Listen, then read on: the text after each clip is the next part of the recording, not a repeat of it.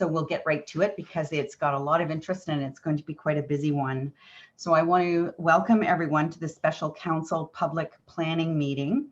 And please be advised that meeting will be audio and video recorded and shall form part of the record, which will be retained according to the town's retention bylaw. And for more information about that collection, please contact the clerk's office. Also, please remember if you could mute your audio when you're not speaking, and also mute your cell phone when you are speaking if that's possible. So the first item on the agenda would be to approve the agenda. And we did have one agenda repair item amended, as you see on the screen before you. So I would ask for a mover and a seconder to approve the agenda as amended. And I see Councillor Waters and Councillor Van Berkel. All those in favor? That's carried. I would now ask if there's any disclosures of interest from members of council. Seeing none, if one occurs to you during the meeting, please just get my attention and we can record it at that time.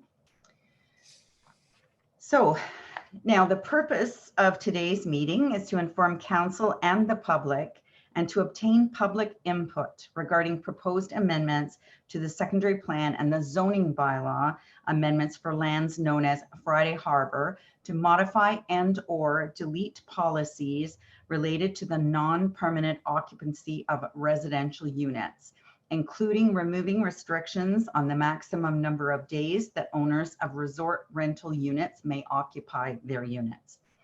I want you all to know there will be no decisions made this evening. First, we will hear from town staff and then the applicant. And after they have spoken, council may take a few questions or provide comment. Council, I will let you know that this evening we have over 30 registered, plus we probably might have more that might come on to either the phone or email through the meeting.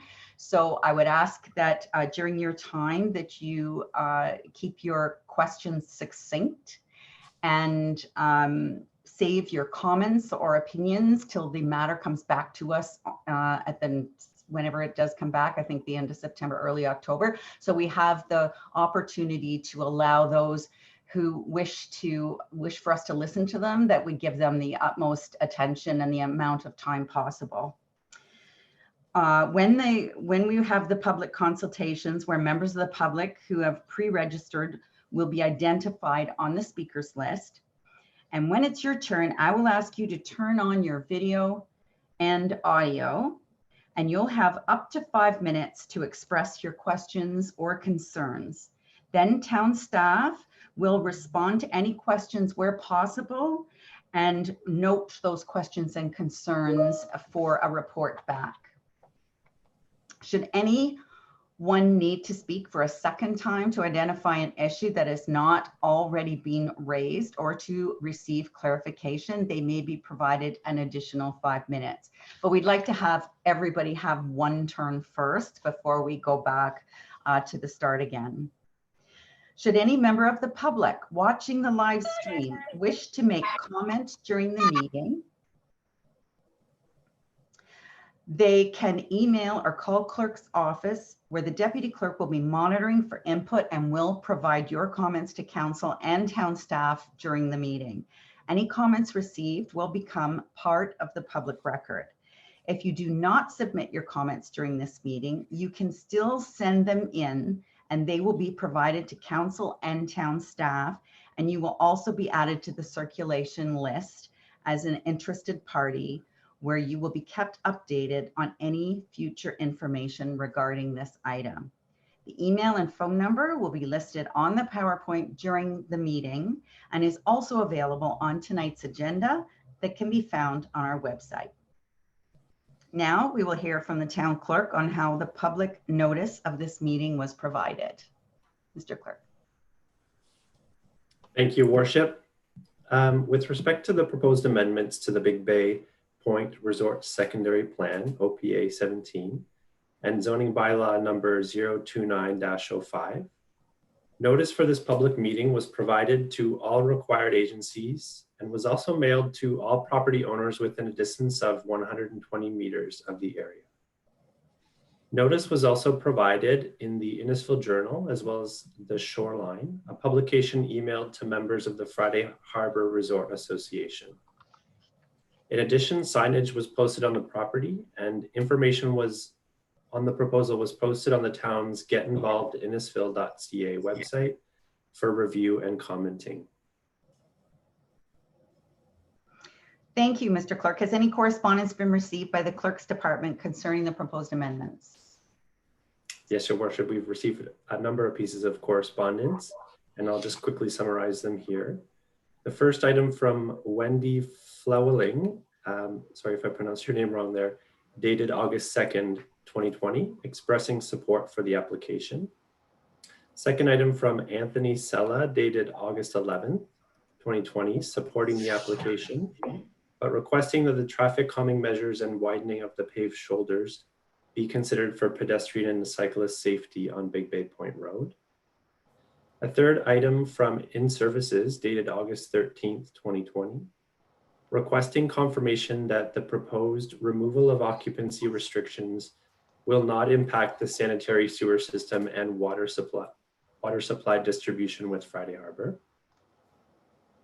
The fourth item from the County of Simcoe, dated August 14th, 2020, stating that the county is working with town staff and the applicant to ensure that the lands maintain their primary use as a resort and that the proposed removal of occupancy restrictions in the official plan and zoning bylaw will not inadvertently impact growth management considerations for the town and county.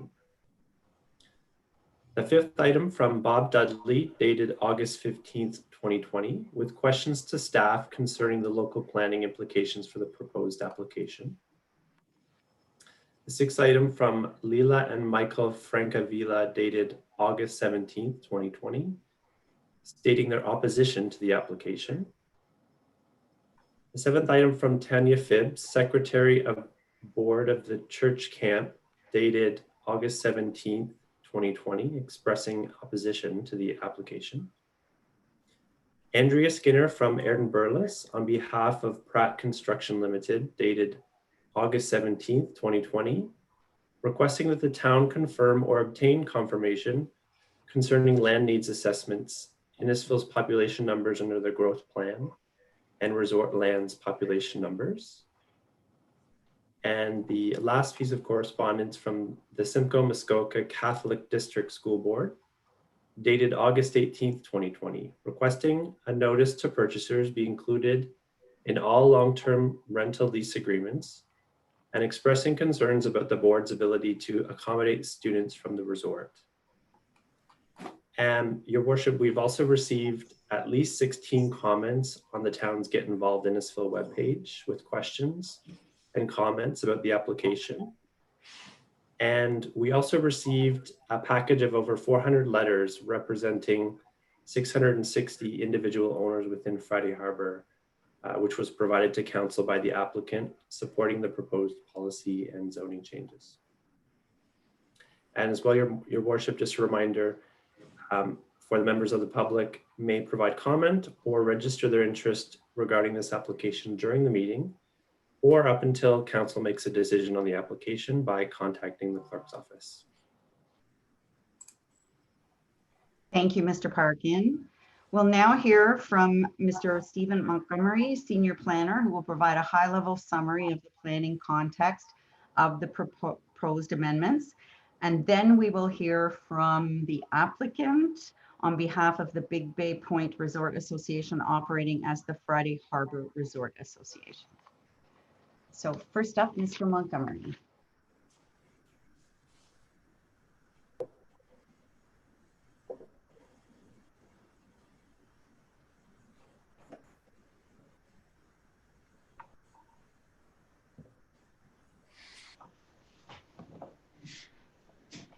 Your Worship, is my presentation showing on my screen? This is the first time I've done this.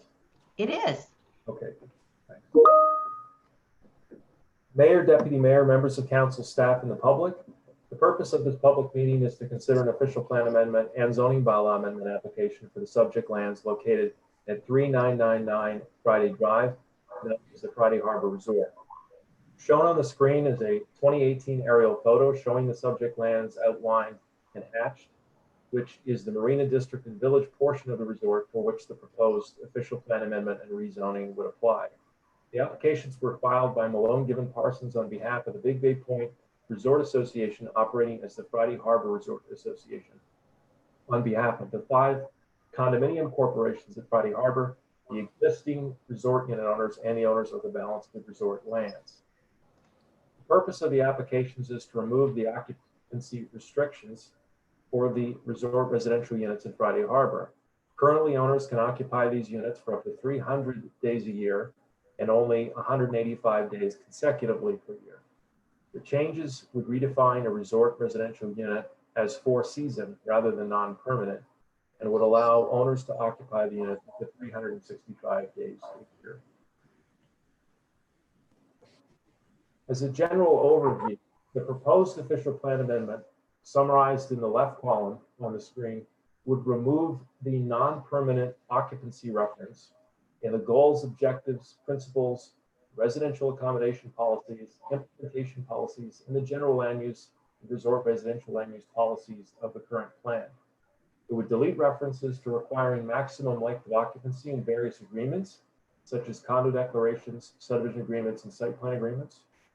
And it would remove references to non-permanent occupancy and adding a reference to defining the resort units as 4 seasons within the terms and definitions. And again, on the other side is the general overview. The zoning bylaw amendment in the right column would change the term non-permanent resort residential units to 4-season resort residential units and remove reference to restricted occupancy.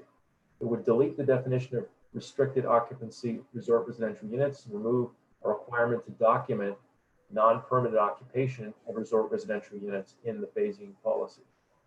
The complete proposed changes to the official plan and zoning are in the attachments 2 and 3 to the staff report DSR 13420 this evening. These are basically a summary.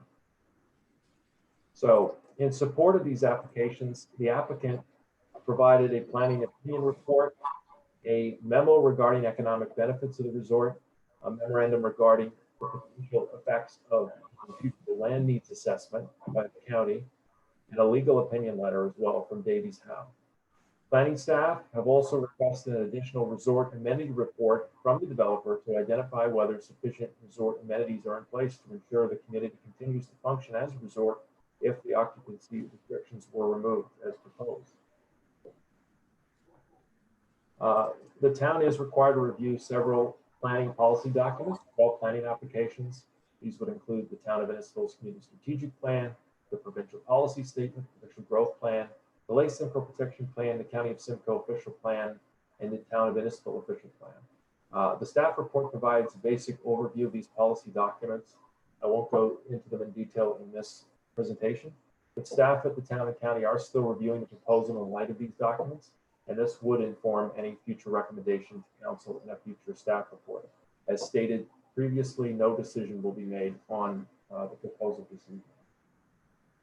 So in terms of agency comments, the Simcoe County District School Board has concern about the lack of school sites in the area and pressure for accommodation if the occupancy restrictions are removed, and wants further discussion about potential impacts and potential strategies before any decision is made.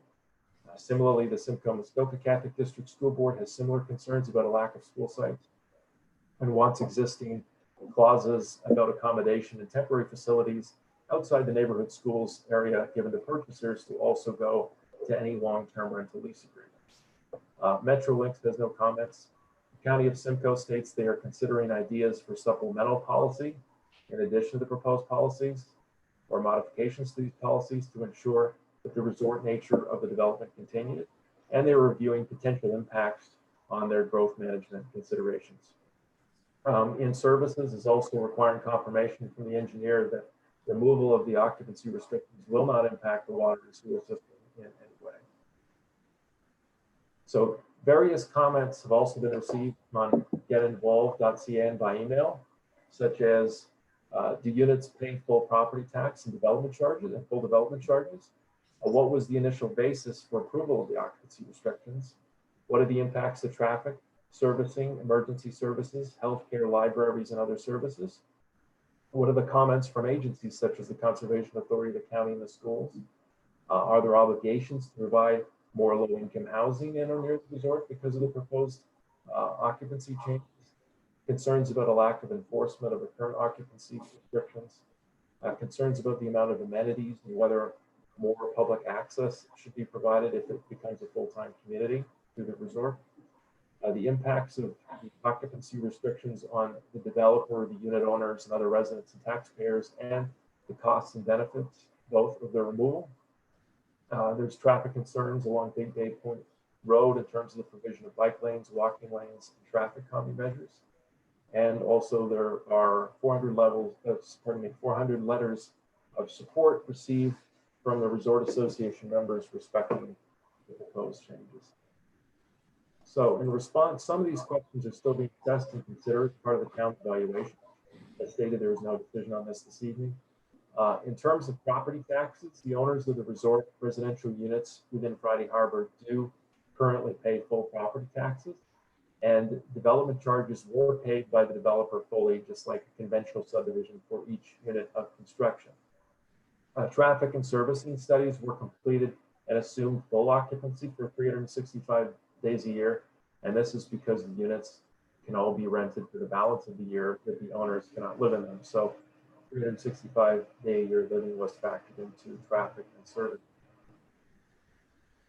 Matters to be explored further by the town and county staff before any decision is made include things such as policy conformity to the provincial, county, and town planning documents, growth management implications and implications on future land needs assessment by the county. A further resort amenity study is required to ensure the community continues as a resort with sufficient amenities if this were to be approved. The county and town are looking at options for additional measures to ensure continued resort function, such as policy measures or zoning standards, phasing policies. And the town and county are also looking at financial implications of these changes and the economic cost, benefit, and impact in surrounding community, such as infrastructure, amenities, and services. In terms of next steps, staff will review and consider all comments received on this application and report back to council at a future council meeting, recommending whether the proposed official plan amendment and zoning bylaw amendment should be approved. Notice would be provided respecting when this report is returning to council for consideration to all those who requested notification and or submitted written correspondence for this public meeting, and that includes the Get Involved forum written correspondence. And lastly, if town council in a future council meeting adopts the official plan amendment and zoning, the county of Simcoe would subsequently have to final approve the official plan amendment before both takes effect. So any approval of this application would involve two levels of government, first Innisfil at the local level, and then afterwards the county at the level. Thank you.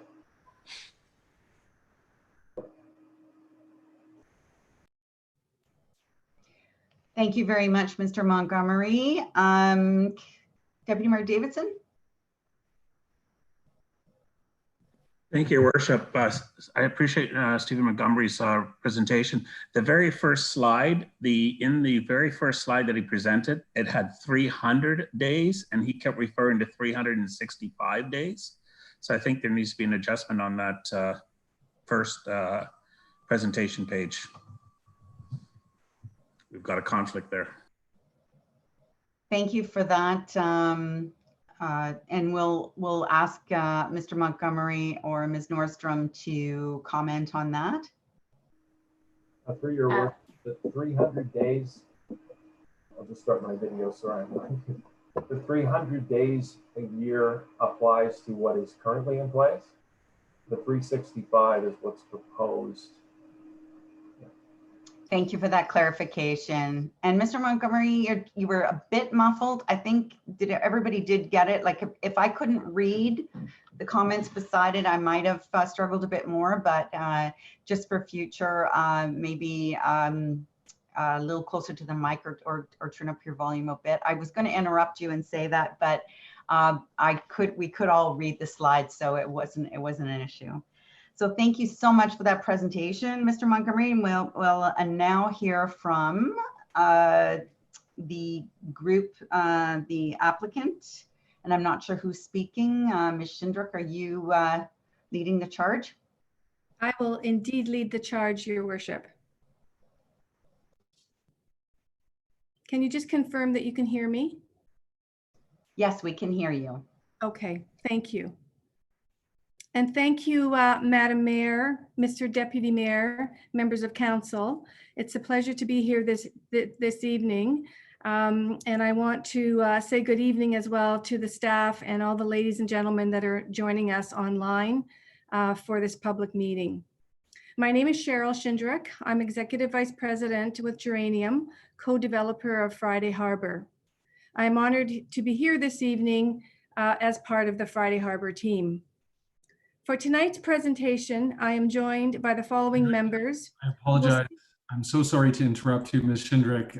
I just wanted to let whoever's got control of the screen that we're seeing the presenter view, which does have the speaking notes.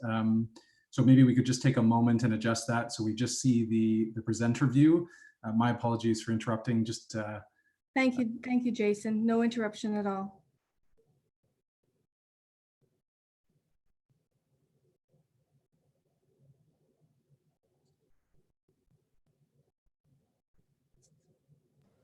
If we just take, we're back. There we go.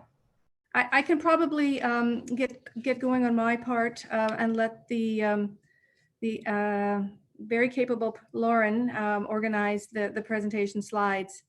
So I am delighted to be here this evening, and I am joined by the following members of our team who will be speaking in the following order. Mr. James DiRenzo, President and CEO of Friday Harbor and President of Friday Harbor Resort Association.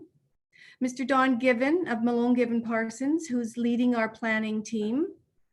And Mr. Stephen Reese of FORAC, who's new to the Friday Harbor team, but who FORAC brings an international perspective on resort developments. And we felt it was appropriate to involve Mr. Reese in tonight's presentation, given the work that he's been doing.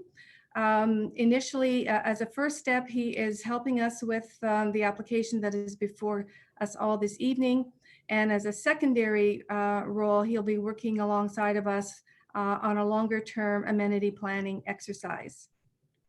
I'd also like to take a moment to acknowledge Mr. Jim DeGasperis, Managing Partner of Friday Harbor Resort Partners Group, Adam Forgione of Fengate, a major investor in the development, and Mario Giampetri representing the Geranium Group. These individuals, together with Mr. DiRenzo, have been instrumental in delivering the Friday Harbor as we know it today. Madam Mayor, I also want to thank you and members of council and town staff led by Jason Rayner for your continued support and acknowledgement of the importance of Friday Harbor to the town and the region and to achieving your economic development objectives. We are grateful for the opportunity to be working alongside your team in making Innisfil the great place that it is. As has been noted, the applications that are the subject of this public meeting are to remove the occupancy restrictions that apply to the Friday Harbor residential units. They've been filed on behalf of the Resort Association, who represents 5 condominium corporations in Friday Harbor and their constituent unit owners. These are the people who have purchased units at Friday Harbor, who are property owners in the town and have been living with these restrictions for a number of years now. As you will recall, we had our first occupancies in 2017. As you will hear throughout our presentation, these occupancy restrictions are impeding the resort's success. They're impeding the unit owner's enjoyment of their property, and they're confusing and misunderstood by anyone who is introduced to them, not the least of which are the financial institutions who are being asked to provide mortgages on these properties. So I'd now like to call upon Mr. James DiRenzo, President of the Resort and the Resort Association, to explain the challenges with the occupancy restrictions from an operational perspective. Mr. DiRenzo?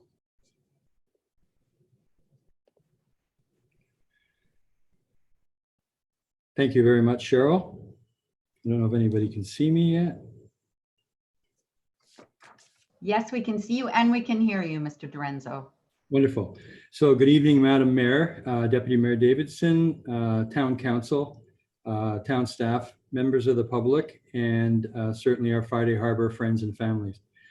It's an honor and a privilege to represent our 1,100 homeowners as in the Friday Harbor community, along with our partnership group, our many retailers, associates, and all of those in our community have come to rely on Friday Harbor to enhance their lives and well-being. As we all know, we're presenting tonight that the occupancy restriction has been a source of concern from homeowners almost from day one. I started back in 2016, and from that day forward, time and time again, we've had hundreds, if not thousands, of comments over the 4 years on how the occupancy restriction has negatively impacted their way of life at the resort, and also prospective buyers and financial institutions. So we as an association and an important part of Innisfil and Simcoe County from the start were committed to addressing the occupancy restriction as a group. And here we are today as a group presenting it to the town and then subsequently to the county, again, with more than 400 letters of support representing 660 property owners. But again, over the 4 years that we've been there, there's been many, many more. So with that, again, because the units can be occupied 365 days a year, we are asking council to reconsider our occupancy restriction this evening and to allow homeowners to freely use their units and enjoy their time and experience at Friday Harbor. And obviously, as you'll see later on, that the community at Friday Harbor goes beyond our own walls in the sense that we support the greater community of Innisfil and Simcoe, whether on our way up or over to Friday Harbor or on our way back. So again, we're a large community and we love Innisfil, we love Simcoe County, and we want to make sure that we can make the best use of it as we can. So with that, I'll... Thank you, James. And now I'd call on Mr. Given to provide an overview of the policy and planning rationale for the removal of the occupancy restrictions. Thank you very much, Cheryl, Mayor, and members of council. It's a pleasure. Stephen has already done an excellent job of summarizing what the restrictions are and some of the issues that we are being asked to deal with. And I think a lot of those were addressed through our planning report that has been filed, but I do want to highlight some of the main points. First of all, Stephen's notation about the 300 days and the 185 days are restrictions on an owner, but they're not restrictions on the amount of time that the use can be made of these units. The units can be occupied 365 days a year, not by the owner. And that's the hardship that we're trying to deal with. So what I'd like to do is run through a few slides quickly. I've been told that you have a large number of people in the waiting room, and I don't want to waste a lot of time. I'm here to listen to the public just like you are, so I can understand what the concerns are and ensure that we address them fully. But with respect to the capacity of the resort, everything as an engineer would want has been sized to the ultimate, so that you've got wastewater and water and stormwater and traffic and fire protection, all done anticipating full occupancy 365 days a year for every unit. So there cannot be an issue with respect to that. I just want to skip along if I can. The amendments, I don't think impact your land needs assessment. I know that has been a concern. You have some very ambitious plans elsewhere in the municipality to expand settlement areas. This is not a settlement area. And you can only grow a settlement area by attaching it to an existing settlement area. This is a resort area in a rural designation. It cannot become a settlement area. So I want to make sure that you understand that what is being proposed here is not to change it into a settlement area. It's proposed to further grow the resort functions that are already been planned and approved by your council.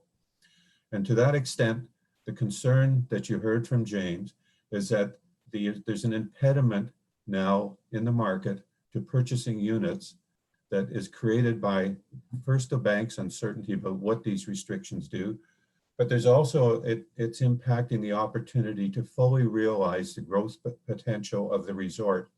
And you know, as a council, there are many financial benefits that are accrued to the council and to the town. And those are what we are worried about. We're worried that the full scale of the opportunity could not be realized without the restriction being removed. So very quickly, these unit owners, as you heard from Stephen, pay a full, property taxes. They have resort association fees over and above that they have to pay to cover the operating costs of the resort. Next one. These fees contribute to a lot of activities that are beneficial, not just to the resort, but to the general public. The public is welcome here. This is a very unusual opportunity on Lake Simcoe and in the county for the public to get to such a beautiful place has been built here since 2011 when it first started. It's extraordinary. It's unparalleled in the county. And it enjoys something that no other property has. And it has a resort act that was passed in 2010 that allows for the operation of this as a resort. And that was done very clearly to allow for the funding of all the different amenities and all the different operational costs that come with this property.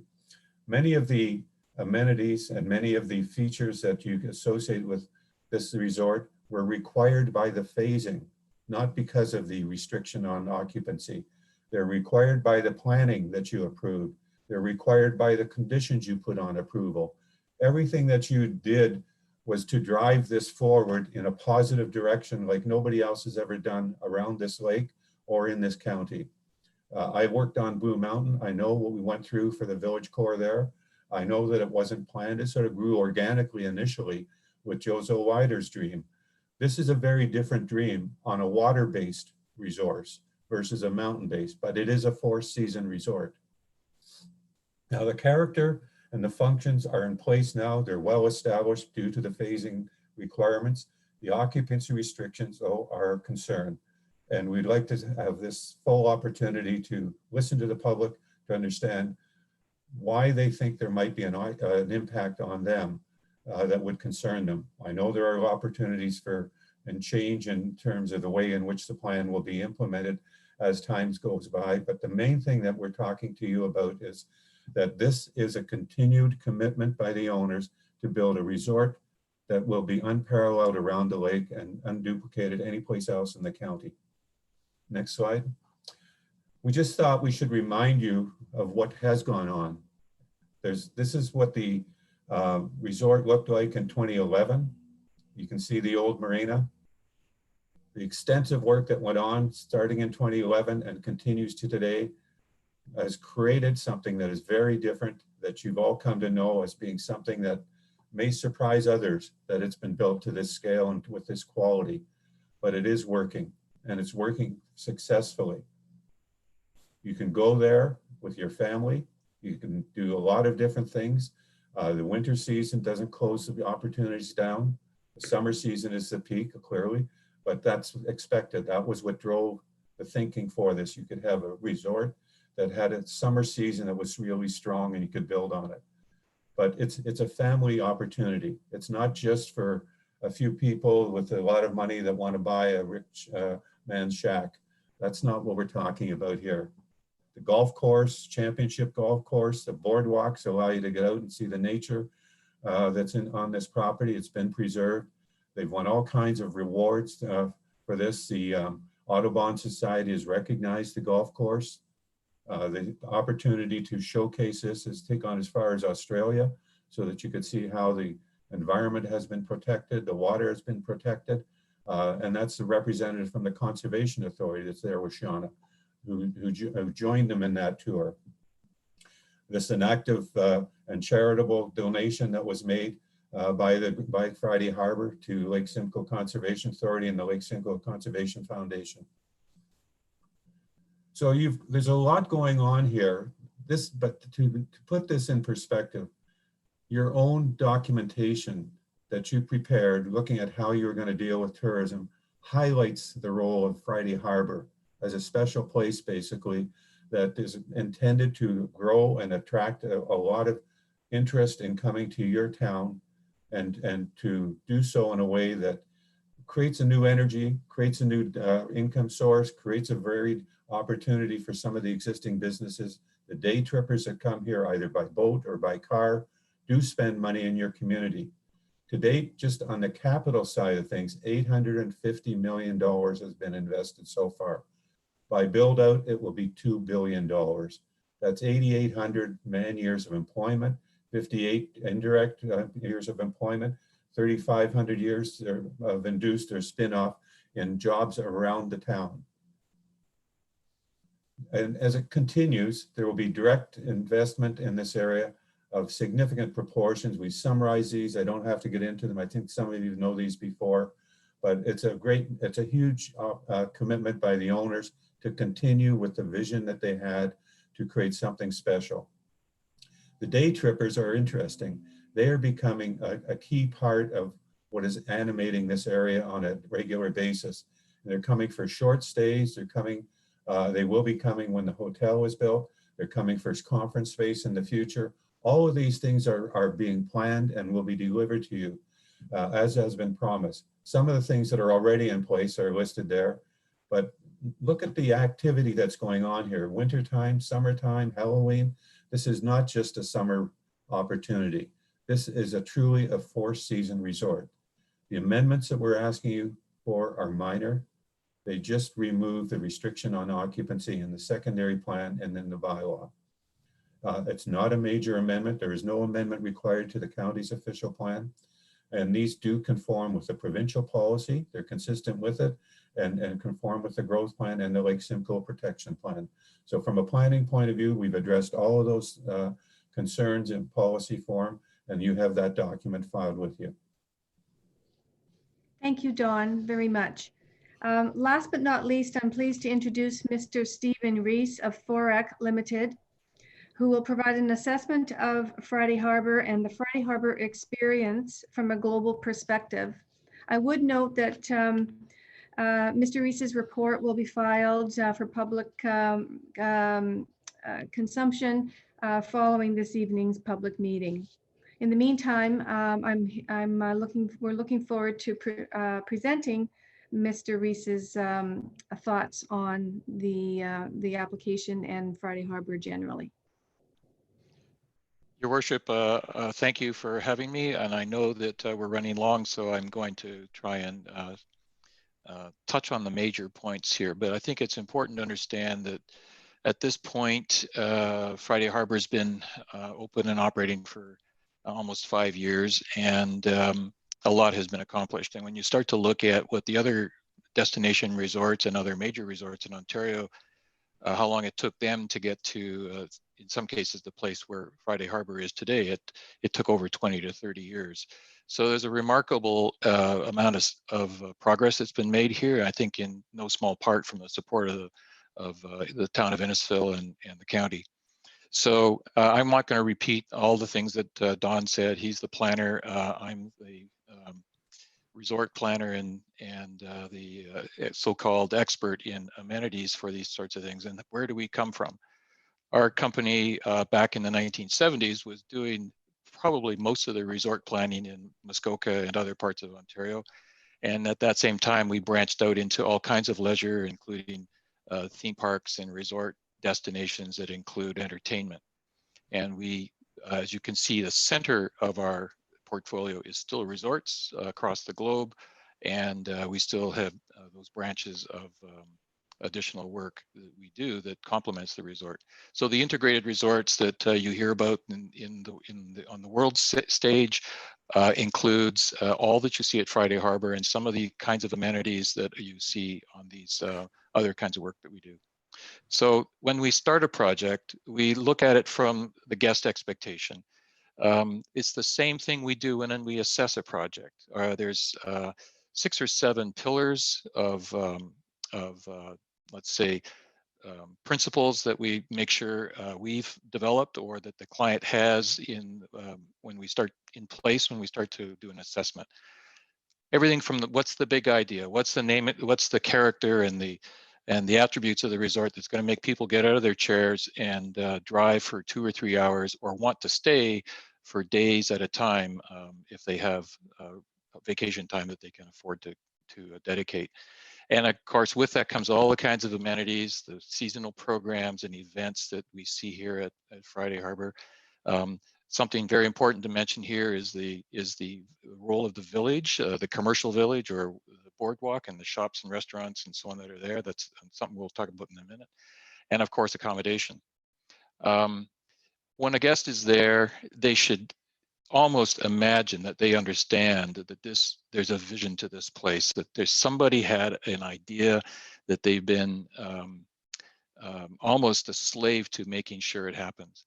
And then in making it happen, there has to be people who know how to do that. And I think we already heard all the team members, including Professore De Gaspers and the vision that was developed for the resort, and of course, Dr. James Lorenzo in his know-how of how to make these things happen. And here's some of the summer scene activities that just reinforce the fact that this is a 4-season resort.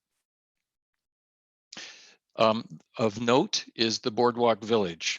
There are really only two significant resorts in Ontario that have a commercial village like this, and it's Blue Mountain and Friday Harbor. Blue Mountain's been there for a little while now, goes back to JoJo's days, IntraWest, and now Blue Mountain Resorts are operating with their partners. Friday Harbor's only been out of the box for the last 4 to 5 years. So I would say by comparison, there's a lot to be said about what's been done and what's been achieved thus far at Friday Harbor. And that's a very important aspect of what brings people together. And we talk about the diversity of the guests who come here, the day trippers, as we call them, the overnight visitors who will be staying in hotels and renting from condo owners, and then the public who just come here, are welcome to come here to dine, walk the property, enjoy the nature, and of course the scenic splendor of being on a water body connected to Lake Simcoe. So it is a unique experience. Accommodation is an underpinning element of the success of a resort. If you only had day visitors, you're going to be a very different animal. Here we rely on accommodation in whichever form it comes, and a more diversified accommodation so that people who can afford now the time to participate in a resort lifestyle every day of their life, or at least for long periods of time, and those who may want to come and be just living vicariously in a resort lifestyle, we have to have that base for all of them.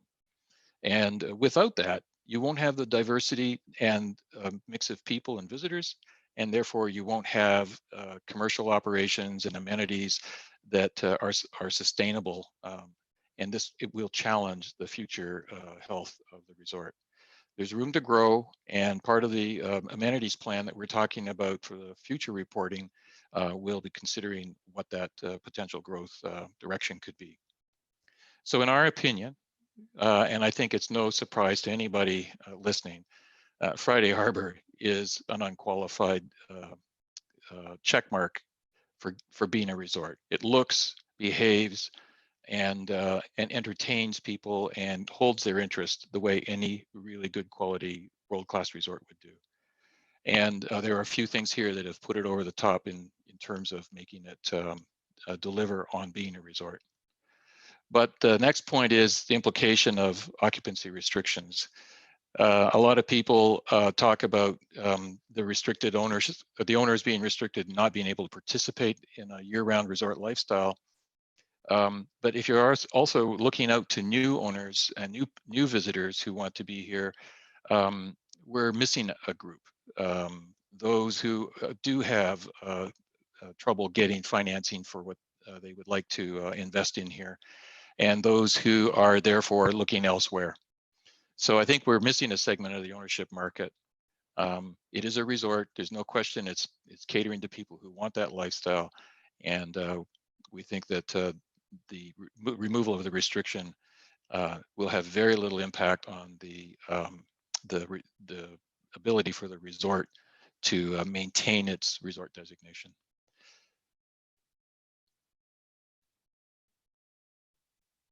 I believe that what's starting now is a little video of a fly-through of what was recorded recently. So just to remind people who've been there and maybe show people who haven't been there what's at Friday Harbor today.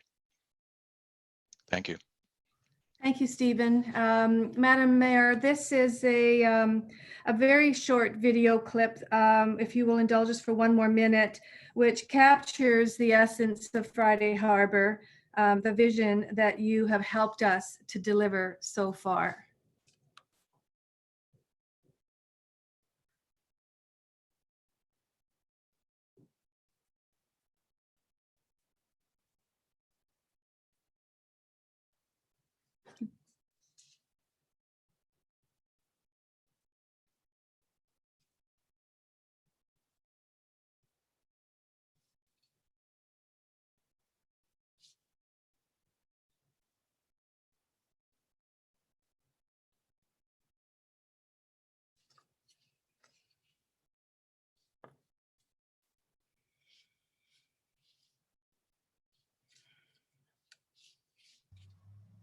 So, Your Worship, that concludes our presentation, but I would be remiss if I did not make the point or point out when Don showed us the mud hole that existed on the site in 2012 and 2013, I would be remiss if I did not acknowledge the two individuals, Jim DeGasperis and Shauna Dudding, who practically single-handedly moved us from mud hole to what we see today on the ground. And so if I could just do that little bit of a shout out, I'm so grateful for your indulgence.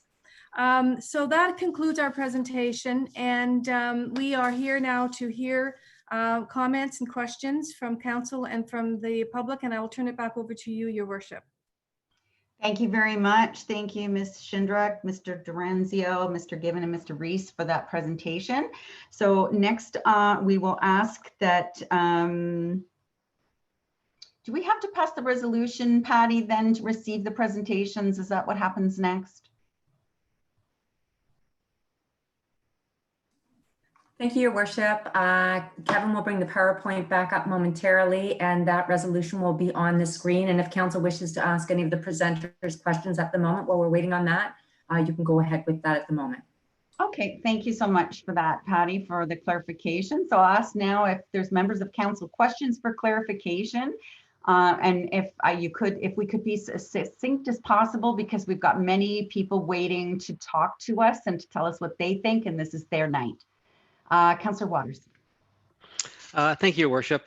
Just a clarification in terms of maintaining the resort feel over the next 10 years or so. What is the schedule around the hotel? Because I think that would be a piece that would maintain a large visitorship, a daily visitorship, but also potential conferences, those types of things. So I'm just kind of curious, what is the status of the hotel and when do they anticipate getting that piece built into the resort? Ms. Shindrock. Thank you, Your Worship, through you, or Councillor Waters, rather, through the Mayor to you. We are working diligently on the hotel piece. It is front and foremost in our minds, and the whole investor group is working very hard to bring the hotel to the site.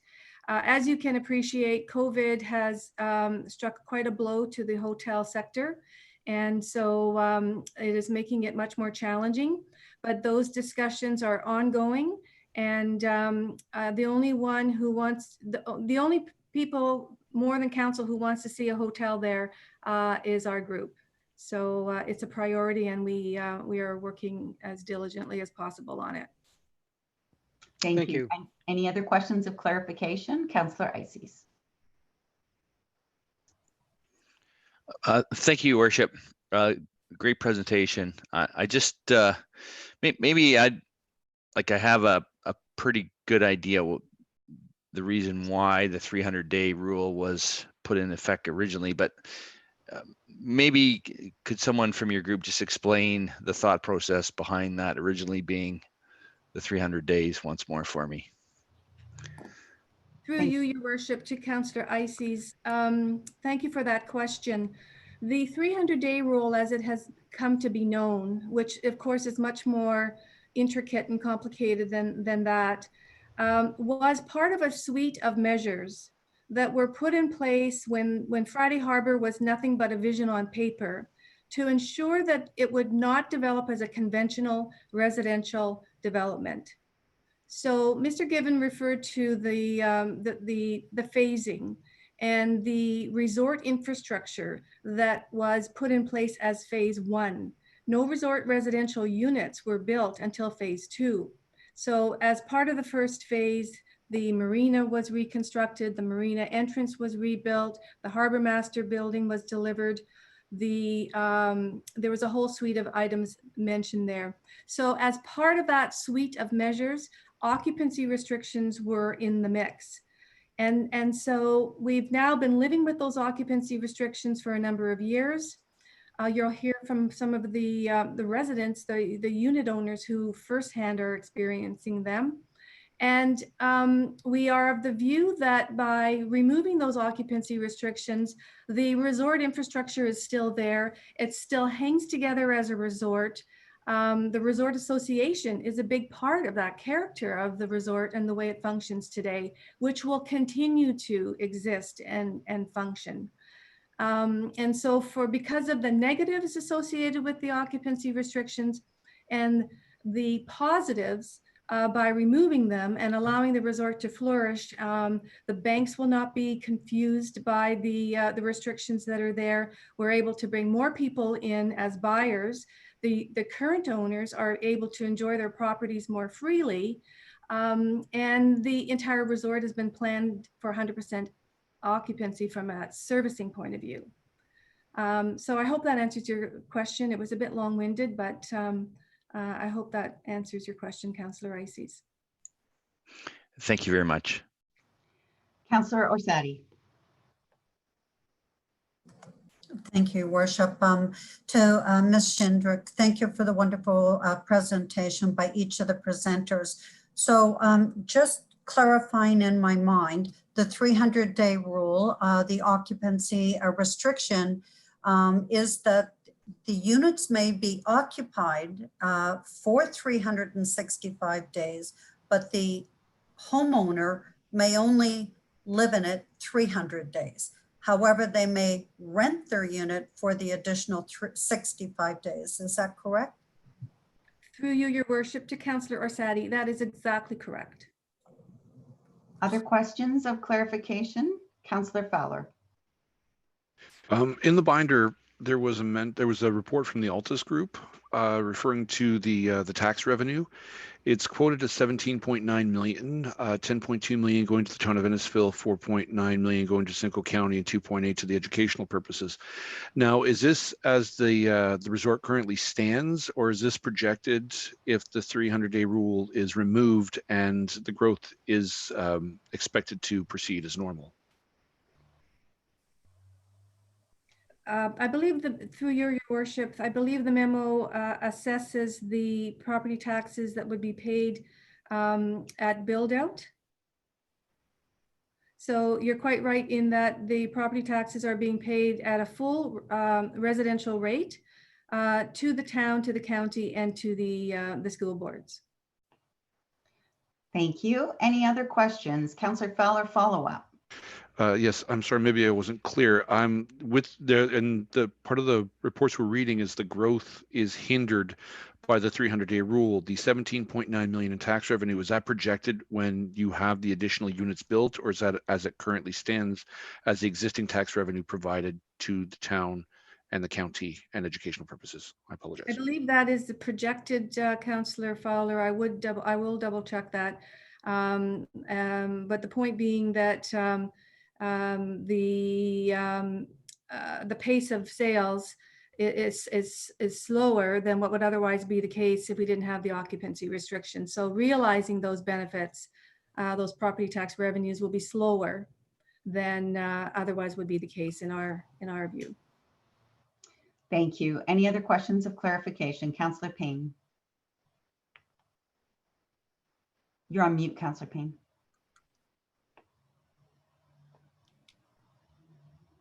You're not me. Oh, Okay. there, we got you now. Thank you for the presentation, Cheryl. Nice to see you. I did have a question too, also about the 2.8% for education in the taxes, and with the residents paying for that, and there's not going to be a school there.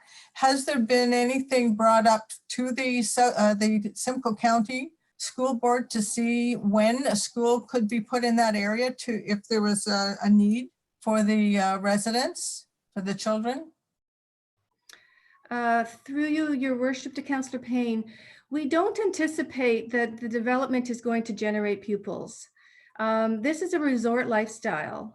And to date, of course, the people are not living there in a way that you would, buy a home in a conventional community and raise your family. This is a different place. And with the removal of the occupancy restrictions, we don't anticipate that that would change. There may be people who will choose to live here full time. We anticipate that that would be folks that are not in their child rearing years. It's not exactly conducive to raising families, particularly. So we expect that this resort lifestyle would continue to generate the kind of population that is looking for a place to get away from their homes, and a place to come and play and recreate and spend time with family and friends away from it all. So that would be our sense of the way that we envision the school situation to unfold, that there would be no need for a school here.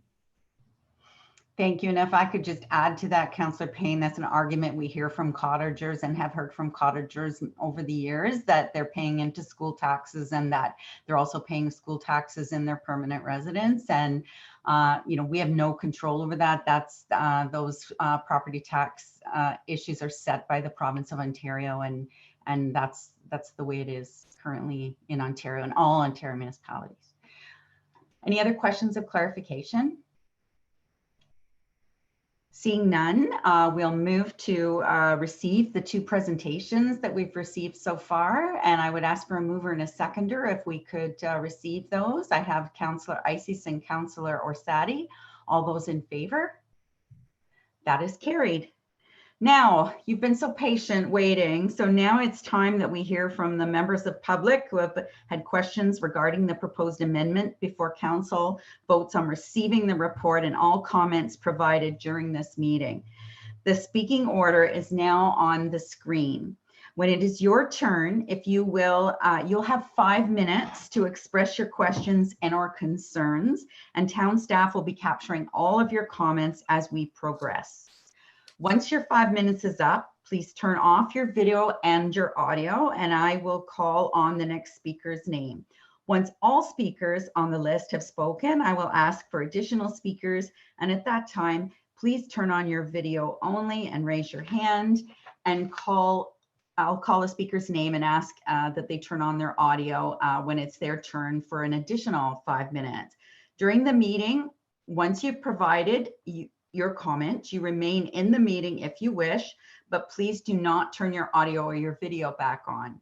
You can also leave the meeting if you choose and watch us on live stream.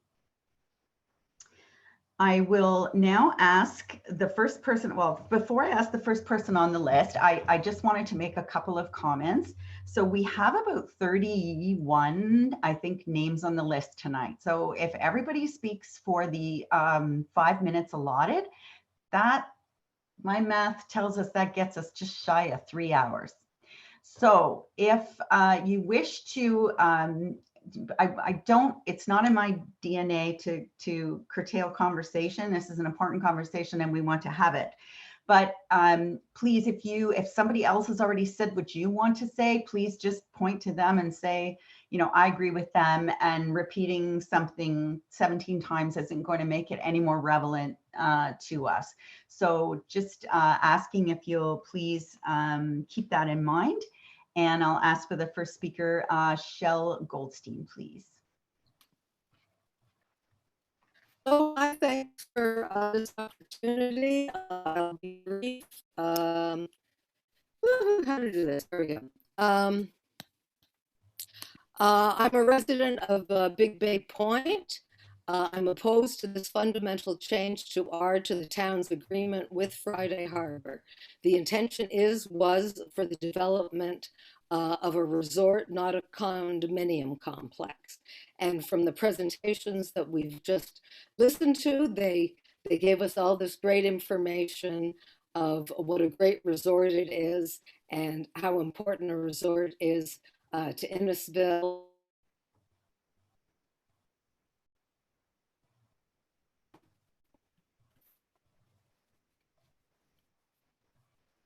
Miss Goldstein, I think we lost your feed. Yeah, sorry, I have a limited bandwidth here. If everyone else would turn off their cameras and voice, that would help. I hope you can hear me now. Yes. So I've just heard all these great presentations proving or pushing for a resort and talking about that most people that want to be owners at Friday Harbor, in point of fact, want it as was the original concept and being sold to them, a condominium cottage. It's a cottage. Who needs to live at their cottage for more than 300 days of the year? It's a cottage. It's a resort. You're talking about the day trippers. You're talking about people coming and using it. You're not talking about residents. One of the points I wanted to make was that if it does change to the 365 days, that all owners would be responsible for full residency tax. I hear that that's already the case. So my other thought was that no owner gets to opt out of that. All owners would then be total residents.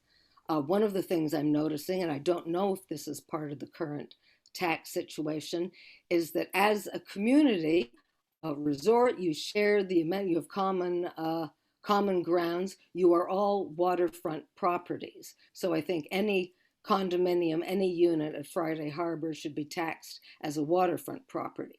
So what I have heard and learned clearly that the drive for this change is about the banks. It's about financing. You want to sell more units.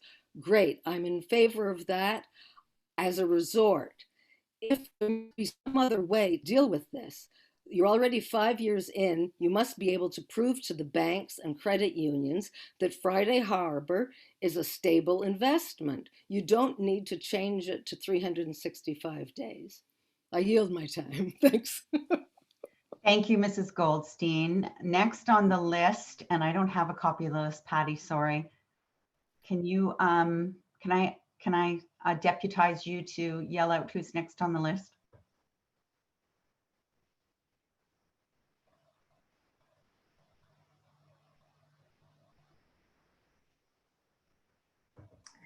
My apologies, Your Worship. Technical difficulties. It would be Stephanie Smith.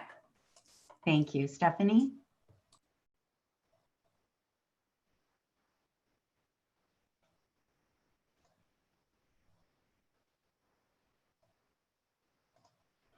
All right, can we go to the next speaker? If we can't find it, Stephanie, if you're on there and you're having trouble finding your mute button, we'll come back to you.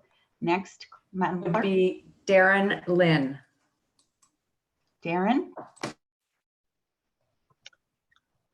Hi, good evening, everyone. Can you hear me okay? Yes. Thank you. Yeah, so I mean, my general concern, speaking to a number of owners at Friday Harbor, was really in regards to the difficulty obtaining financing. For me, myself, as an owner on a Friday, I did have some trouble obtaining that, but I recognize that it was very well sort of represented, this issue, through the presentations. And I just, do want to really solidify that point that, with this ongoing 300-day restriction, it really poses the problems for new owners who are trying to obtain a mortgage, where the banks really, because of the uncertainty of this 300 they really are not allowing finances to happen. So thank you very much. I'm just keeping it short, but I noticed that it's already been presented in the presentations. Thank you. Thank you, Darren. Next up, there we go. Next is Stephanie Smith back. Seeing none, then Dion Malcolm.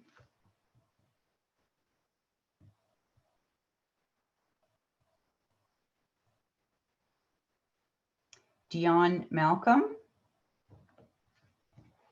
Okay, we'll put Stephanie and Dion on the side in case, and we'll come back to them. Lisa Ma.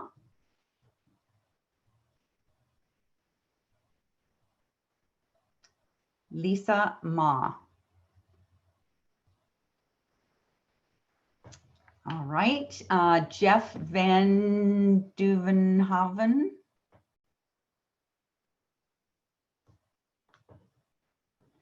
I guess it's a lovely night out tonight, so nobody wanted to sit in front of a computer.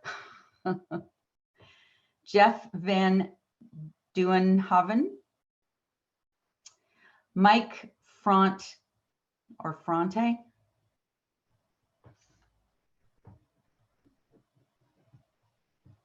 Megan Varga. Hello, I'm here. Hi, Megan. Hello. So thank you, Mayor and Deputy Mayor and Council, for allowing me 5 minutes of your time. I would like to start out by saying that out of principle, I am against the proposed change to the fractional ownership at Friday Harbor. Promises were made to get the original development approved, promises and concessions. I believe the final staff report should include what the original agreement was with Friday Harbor, not just the changes after the original approval, so that all parties have all the necessary information to make an educated decision. Without the history and the intent of the development, it's hard to be in favor of requesting a change. In relation to the Lake Simcoe Protection Plan, it is terrifying to think that a development of this magnitude that changed Lake Simcoe so dramatically isn't applicable because it's grandparented in. It literally changed the size of the lake, the watershed, and the volume of watercraft on it. Seeing as there's already been an increase in the number of units, etc., I would hope that the town would at least go through the motions to ensure this change does not have any further negative effect on Lake Simcoe. I caution town and council to please do more than just your due diligence because there is no safety net. Barring the appeal process, once this change is made, there is no going back. The school board comments are quite discouraging as well. And we have to assume that there will be some children living there, since no one that currently lives at Friday Harbor is supposed to be registered in a local school, and the school board has outlined the lack of capacity at this point. How can you all in good conscience approve this change? Really, when you read over all the submitted documents, there's an answer for most capacity questions, except when it comes to schools. If this goes to a 365 occupancy, where are the children going to go and how will buses navigate the narrow streets? Considering there is an increase in traffic since the inception of Friday Harbor, both motorized and not, it is irresponsible, in my opinion, for council to not implement some sort of multi-use path or trail along the entire stretch of Big Bay Point Road, as well as the 13th line as soon as possible. If this changes to a 365 ownership, there will be more children around and the situation is only going to get worse. And in conclusion, I'd like to close with 3 questions. I'm just wondering, would the town and county have passed the development if it was initially marketed as a 365 occupancy? Would the Conservation Authority have approved this development initially with a 365 occupancy? And I'm wondering if the public would be provided with the initial agreement between the town and Friday Harbor. And I thank you all very much for your time. Thank you very much, Megan. And those questions will go to the planning staff and they'll be addressed in the report that comes forward to us. So next on the list was Larry Gassner.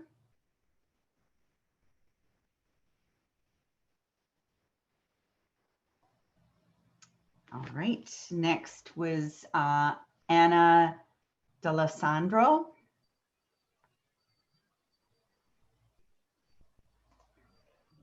I'm not seeing. Oh, yeah. Anna, whenever you're ready. Thank you. Good evening, Madam Mayor, Deputy Mayor, and members of council. I'd like to discuss this evening as a homeowner at Friday Harbor, some of the reasons that we feel so strongly that the 300-day rule needs to be removed. As the project was approved back in 2012, 2013, and developed, it was always developed with occupancy of 365 days. The only people who are being impacted right now are the homeowners, because our units, as a unit owner, I can still occupy my unit, or my unit can still be occupied for the full 365 days. I'm the only one as the owner that cannot occupy it for that period of time. So in terms of any impact on transportation or any impact on water, sewers, and whatever else that may be of concerns to the local cottagers and homeowners in the Big Bay Point area, that doesn't change. There's no additional impact provided by having, or no additional impact provided by having a 365-day occupancy, because all of those components have been taken into account in the original approval. With respect to taxes, I'm paying full taxes like every other cottager in the area, only I'm not allowed to occupy, and cottages are not restricted from occupancy. So I'm asking that you consider removing it, because the impact to homeowners and the lack of ability to get financing for our units is dire.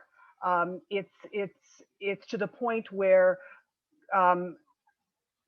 my value, the value of my unit does not increase to the point where it should, because the number of people who can get financing for the unit, they have to be wealthy, or because financing is very, very difficult. So that's my position, and I hope you take that into consideration. Thank you so much. Thank you so much, Ms. D'Alessandro. Next on the list is Peter Gregorian and Liliana Godina.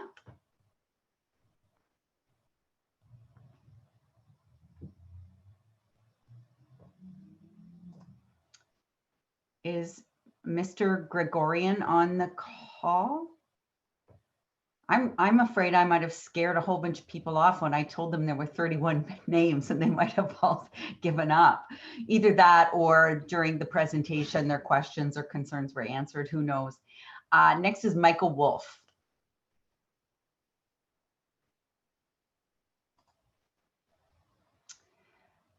And next after Michael Wolf is Jamie Wakeham. Yes, good evening. Thank you. Hopefully you guys can hear me. Yes. Great. Thank you for the time. I'll make this quick. I am in favor for making this change, and I support the comments that both Darren and Anna mentioned. My very quick question for council is there another way that we could ensure Friday Harbor remains a resort as it was originally intended without this requirement for non-permanent occupancy restrictions? Thank you. That's all. Thank you. And that question will be addressed during the staff report that comes forward. Thank you, Mr. Wakeham. Next on the list, I'm making the clerks work hard tonight, is Nick Athanasio. I am sorry if I'm butchering everybody's names. Nick, are you on the call? Seeing none, next is Michelle Simpson. Hi there. Thank you for listening to what I have to say today. I'm just concerned. I'm not for or against it at this point. I'm just concerned about the overcrowding of schools. I know that was already mentioned, as well as if everyone is going to be there 365 days, are there going to be other things built like medical requirements, community centers, or anything else that's might be needed if everyone is to be 365 days there, that's going to have a big impact, with doctors and all that sort of stuff, where we're already at the limit with everything. And that's everything for today. Thank you so much for those comments, Michelle. Next on the list, Jennifer Kemmel. Hi there, good evening. It's Jennifer Kemai. Thank you. So thank you for the opportunity to speak with you today about the removal of the occupancy restrictions, which I wholeheartedly support. So removing this rule will allow my family and others to enjoy our substantial investment without added restrictions. Like everyone else in this province, we've already been subject to unforeseen restrictions that have affected my ability to make use of the unit that I have recently been in possession of, as well as some of the resort amenities. So, and like all of you, the restrictions have affected how we move and interact with one another and engage in community and recreational activities, and have led to many tough decisions and choices given the economic downturn. So I understand the public health restrictions because they are for the greater good to protect us all from getting sick. I don't understand, nor is there a good rationale that has been provided to me regarding the restrictions on me for using my unit as an owner within the Friday Harbor Four Seasons Resort. Removal of this rule will help to realize the full investment that I have in my unit, as well as assist in enabling reasonable mortgage financing for the investment, something that is getting increasingly difficult as we manage life and finances during a pandemic. So as you've heard, this rule is negatively affecting homeowners within the resort and potential future homeowners as well. This rule is affecting property values, which ultimately affects the amount of property taxes collected by the town. I add my voice to those participating today, as well as the 600 people that have already submitted their letters to the town, and for those that could not participate because of the good weather outside, likely. And I just wanted to thank you for your time. Thank you, Ms. Kamai. I understand that Nick Athanasio is here.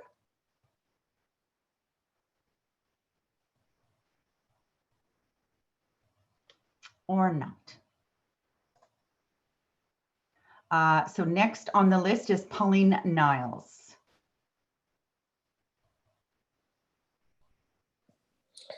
Good evening, Mayor Dolan. Good evening, Hello. Pauline. We can hear you. Okay, awesome. Okay, I'll just take a couple of minutes to get, okay, sorry. Good evening, Mayor Dolan, Deputy Mayor Davidson, council members, staff, and members of the public. My name is Pauline Niles of 3740 Mangusta Court, Innisfil. Thank you for the opportunity to speak on amending the occupancy restrictions at Friday Harbor. Many refer to these as the occupancy restriction 300 days rule. I have received numerous emails from Friday Harbor homeowners to speak on their behalf in support of removing the occupancy restrictions at Friday Harbor Resort. Innisfil is the home of a world-class resort. Our community is diverse and it offers leisure, entertainment, events, and a tranquil place for homeowners and Innisfil community at large to enjoy at no cost to the public. This is made possible through the Resort Association members' annual resort fees. These fees are also used to maintain the RA roads, garbage removal, maintenance of the nature preserve, entertainments, events, to name a few. In addition to the RA fees, homeowners also pay condo fees for condo road maintenance, garbage and snow removal, as all roads within the resort, except for Friday drives, are privately owned by the Resort Association and the Condo Board.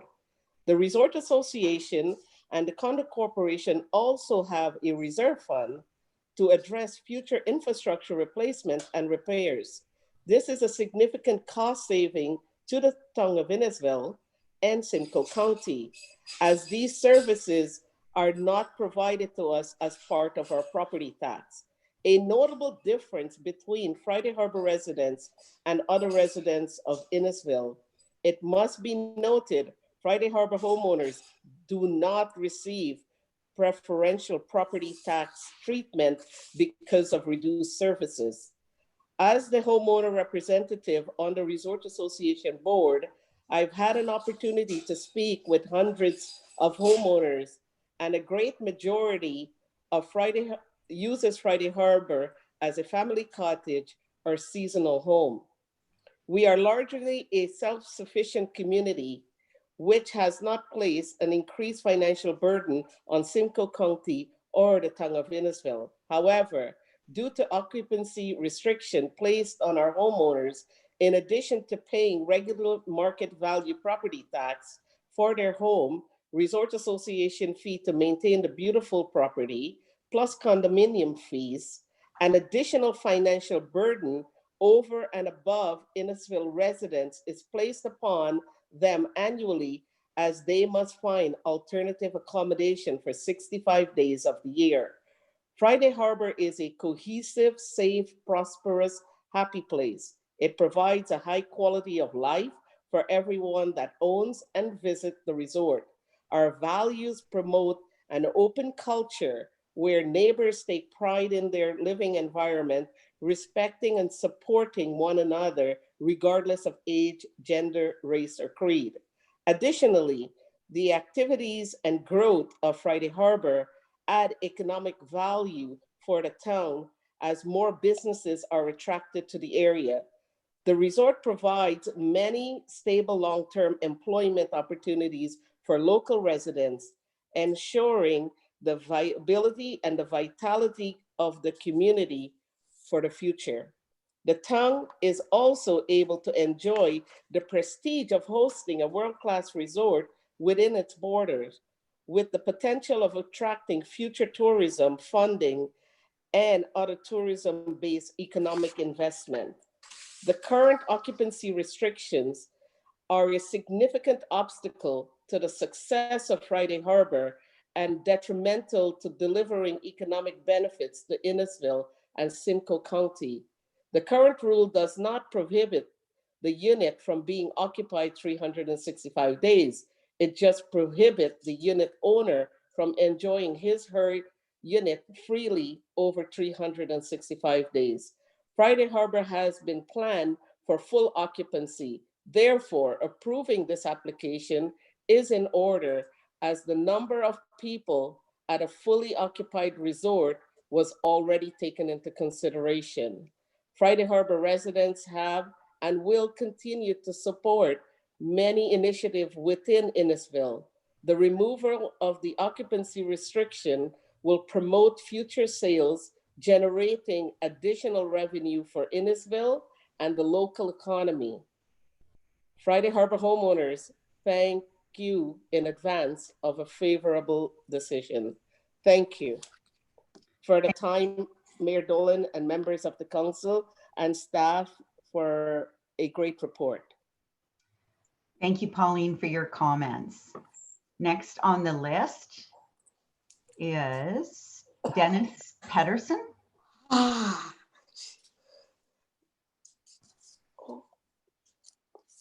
Dennis Pedersen. Catherine Grammatikos.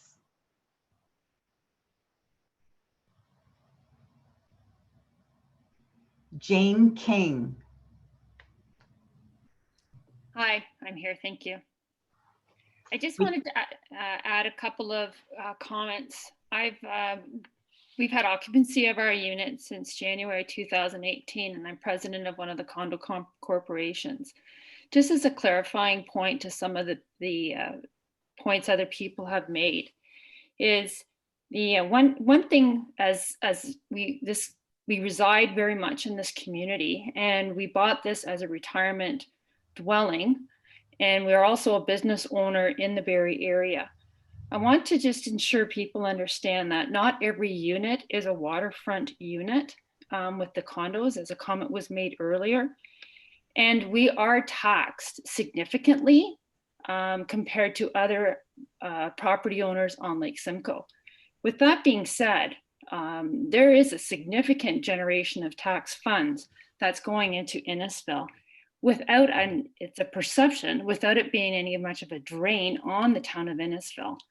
As is been mentioned, we're very much a self-sufficient community in that regards to our road maintenance, our garbage removal, and other components to that. Another point that I want to clarify too is the concerns over the schools. I am a retired educator, and I see what the cross section of our community is with people that already have occupancy. This place is used as a perception of a cottage seasonal weekend resort. But the other people who are more so in the townhomes and in the marina towns of where I live, these are people that are of a retirement age. So I don't see this concern over the schools as being a valid concern, as there's such a high level of occupancy already. And even with that, as we're not to be occupied for 365 days with the current rule, there would be nothing currently, in my opinion, that would be stopping a family to come here. But as to the point that's made earlier, it's not a community where you would raise a family. It is an amazing resort community, and it's catering to families on weekends as a secondary home or cottage as perceived. But I think it's to my point being is the residency right now on the waterfront is more of, I don't think it's the dynamic that people are perceiving it where, as mentioned. And I just want to clarify another point too is I would hope that the town of Innisfil does take a look at the accessibility to our resort, with the roads being very narrow and providing more bike paths and sidewalks. But again, I am very much in support of the points being made to remove the rule as it stands, because the number of people that want to invest and come into this resort community. Thank you. Thank you, Ms. King. Next on the list is Carolyn Molyneux. Your Worship, it's Catherine Broussard on behalf of both of us. I'll speak on behalf of our residents. Thank you, Your Worship, Town Council, citizens of Innisfil, Friday Harbor homeowners, and the Friday Harbor management team. I would like to thank you for giving me the opportunity to ask a question and make a comment about both Friday Harbor and Innisfil. We have always dreamed about living and retiring in a small town community on the water where we could enjoy fine dining and an amazing variety of restaurants. We could golf, swim, boat, hike, and be part of a community that is accepting regardless of race, religion, and ethnicity. We found this in Innisfil. Innisfil has a small town feel with amazing opportunities. Friday Harbor is part of these opportunities. Opportunities to grow the community while maintaining a small town feel where people could enjoy the environment through walking trails, boating, fishing, biking, golfing, and nature preserves. As a homeowner and hundreds of others here, I look forward to the opportunity to contribute to the town of Innisfil by being able to reside here year-round. My question is, right now, we know the 300-day rule has resulted in short-term Airbnb rentals, which have become problematic in a number of ways, including large parties that have required police presence, leading to unnecessary costs to the town. Would allowing this rule to be full-year residency reduce unnecessary expenditures to the town as a result of the opportunity to either live in the residence full-time or rent the residence for longer periods of time? I believe if the town affords the opportunity to make a change, I have a comment for Friday Harbor.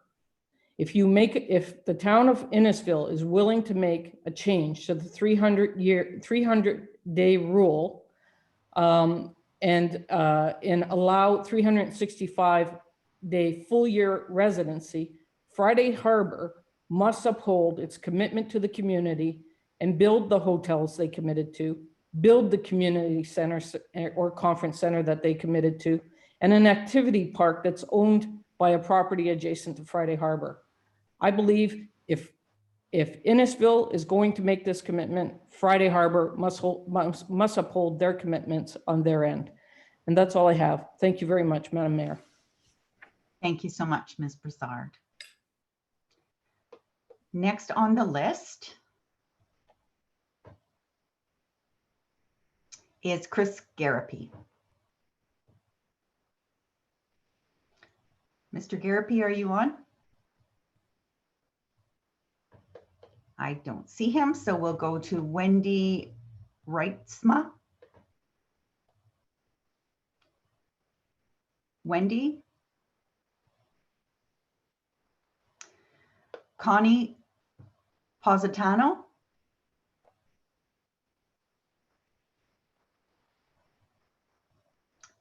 Connie Positano?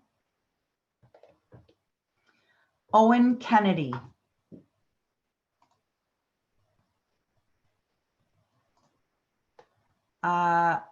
Owen Kennedy? Bob Dudley? Hi, this is Bob Dudley, and I'm a resident of Big Bay Point. I live on West Street. Go ahead, Mr. Dudley. I'm starting my video. And some of you know me, including some of the Friday Harbor folks. And from the beginning, I have supported Friday Harbor on the resort. And I still do, but I got to say it's not unconditional support. We've heard from Friday Harbor, and we've heard, really from 600 residents who support this change, and but it's in their vested interest. It's a financial investment. They want to increase their financial investment, and they aren't considering what the impacts are to local residents. And I probably don't expect them to either.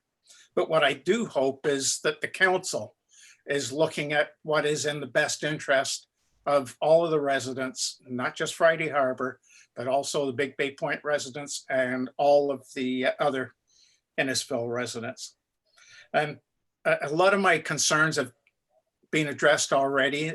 Some of them have been answered, but the main concern I've got going forward is, what are the unintended consequences of saying this is now a year-round residence?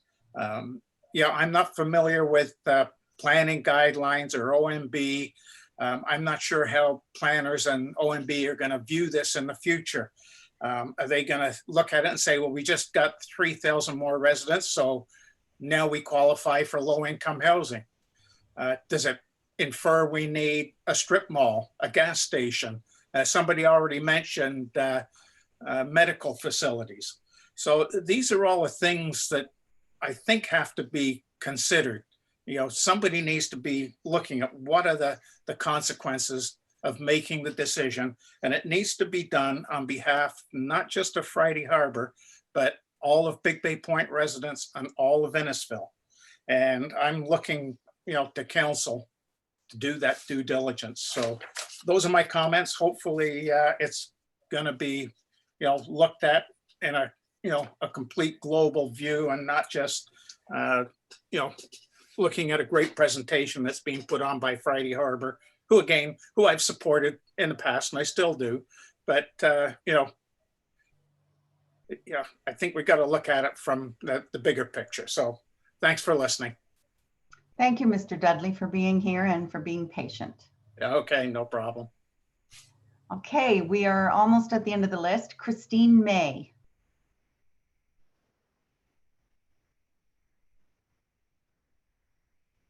Christine May. Oh boy, Joe Ugolini.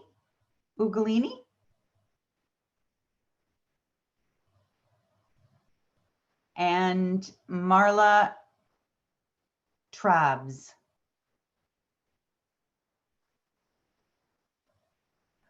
So now, as opposed to going through the lists over and over, I'm just going to ask, is there anybody who is on the Zoom call that has not had the opportunity to speak?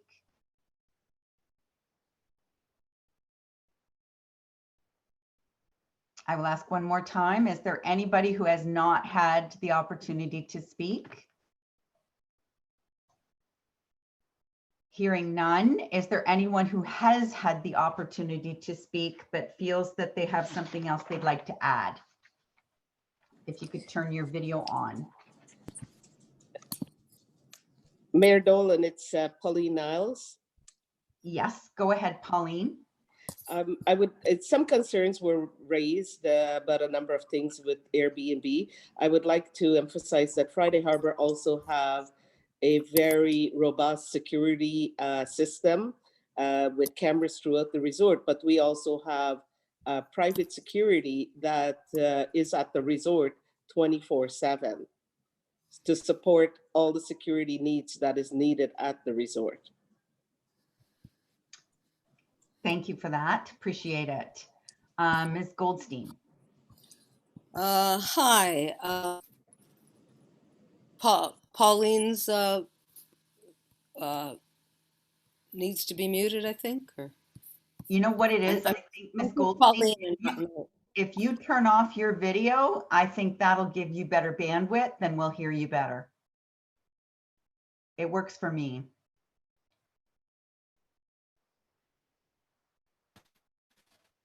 Okay, now try and we'll see if that's better. Let's try that again. Where did my thing go? Okay. In response to what keeps going here. Hold on, tech difficulty. Let me adjust this. And yes, and yes. So in response to a couple of things that have been said, Friday Harbor should be upholding whatever its initial commitments are, regardless of whether there's any change with the occupancy amendment. This is not a negotiation of that. Those things are still in place. And the Airbnb problem is not going to be solved at all by the amendment. From listening, it doesn't seem to me that there's really all that many people wanting to actually reside at Friday Harbor year long. I hear some people wanting to retire and have that as their one and only residence. Maybe there's a way to accommodate that. What I haven't heard anything about is that there's also 185, I don't know if I have the number right, consecutive days that I would be happy to see increased or not be concerned at all. But the 300 days, it acts as a way to ensure that it's a resort. What I hear from Friday Harbor is that they want it to be a resort, not to be a residential area. And what I do hear is that they want to sell more units and that the people that have already bought there want their finances. So there's a financing issue, and I would deeply have you please look and see if there's another way that you can solve the financial issue without giving up Friday Harbor being a resort. You want it to be a resort. I don't know, I'm repeating myself here, I don't know that there's really all that many people that want to live there year round. You're talking about a banking issue, not an issue to deal with living in Innisfil. And something else in terms of potential new owners or the owners that have bought in, that the rules have been there. If you read them and understood them and disagreed, then this was not the place to buy. And whether you were just expecting that eventually you'll talk the town of Innisfil into, getting rid of it, that feels a little off, and I'm sorry about that. And yes, it's a great place to live, but maybe Friday Harbor, I don't know, but to me there needs to be something else going on here. The financing needs to be sorted out and keep it as a resort, and maybe build in some some way around it, or for the people that want to retire there, maybe going somewhere else for 65 other days of the year. That doesn't have to be consecutive. Take a couple of vacations, visit somebody else. I mean, the 300 rule seems workable. Thank you for your time.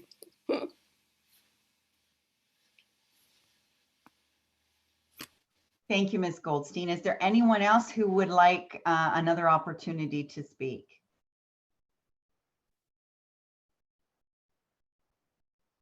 I will ask one more time. Is there any member of the public who's on the Zoom call that would like another opportunity?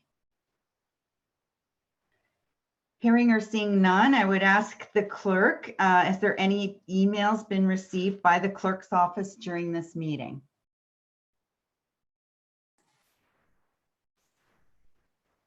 Thank you, Worship. Yes, we did receive 2 emails. One from Leila Franca. She asked the question, how do we prevent this resort from becoming a retirement community? We heard the comment about it not being for people in childbearing years. What happens when families start to occupy these units? If no schools will be built. Thank you from Leila Francavilla. And one more email was from one of the people who was registered but couldn't get on the live stream tonight. So it's from Nick Athanasiou. And his comment is he would like the 300-day rule to be removed, as it has significantly affected the value of his property, especially in these undeterminable times. He would love to move into the premises with his child in the near future without having this rule always in the back of his mind. And that's it for our email comments. And I heard from Ms. Toma that there's no phone call comments at all. Thank you. So no phone calls. So thank you to everyone who's taken the time to provide input regarding the proposed amendment. I know it's not as easy as just showing up at the council chambers, and appreciate everybody working with us on this Zoom environment. We'll now go to the recommendation. I'd ask for a mover and a seconder that council, and then ask council if there's any further comments or questions. So we have the report to receive the comments that were presented this evening. Could I have a mover and a seconder? Councillor Fowler and Councillor Payne. Any further questions or comments on the presentation? Seeing none, all those in favor? That is carried. If you have not made oral or written submissions in regards to this proposal before a decision is reached, you should be aware that the local planning appeal tribunal may dismiss your appeal. Anyone who wishes to provide comment may do so and may also register as an interested party to be contacted before this application is further considered by council. Please contact the clerk's office, and it's clerksoffice@innisfil.ca. And council thanks everyone for your time this evening. And that is the end of our public meeting. So now we will confirm have the confirmatory bylaw in order to confirm events this evening and recommendations. And that's moved by Councillor Orsatti and seconded by Councillor Van Berkel. All those in favor? That is carried. And adjournment, that would be Councillor Nicol and Councillor Fowler. Any other questions, comments? Mr. Rayner. Thanks very much, Your Worship and members of council. Just wanted to clarify that we are making every effort at the applicant's request to try to have a report in front of council at your regular meeting on September 9th. There are still, as you heard from planning, a few outstanding matters to address, and so we're working as fast and as hard with the applicant to get that done. But just wanted to help manage expectations that's the target. It may not be possible, but that's the target. I know there's a number of people on the call today that are interested, so just wanted to share that, Your Worship. Thank you. Thank you, Mr. Rayner. And that means then if you you get off this call tonight and you're sleeping on it and something else comes up that you want to advise us on, please send your emails in over the next week or so so that they can all be part of the document that's coming forward. All right, hearing or seeing nothing else, all in favor? Opposed? That is carried. Thanks again, everybody, for your participation. Very much appreciated. And enjoy the rest of your evening. I'm pleasantly surprised. I thought we were going to be out of here at midnight. Thank you, Your Worship, on behalf of all of us. Thank you, Cheryl. Good night, everyone. Good night, Good all. night. Good night, everybody.